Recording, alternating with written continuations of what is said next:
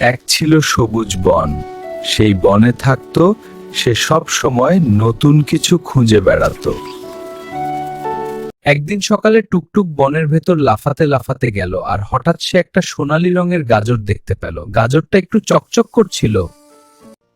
এত সুন্দর গাজর তো আগে কখনো দেখিনি। সাবধান টুকটুক, এটা কিন্তু জাদুর গাজর। জাদুর গাজর? এটা খেলে কি হবে?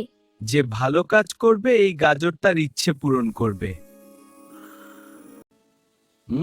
ভাবছি। ও না, মামা এসেছি। আমি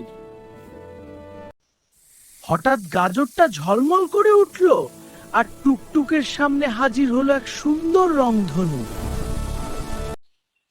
দেখলে তো, ভালো কাজই সবচেয়ে বড় জাদু। সেদিন থেকে টুকটুক বুঝলো, জাদু গাজরে নয়, জাদু থাকে ভালো কাজে।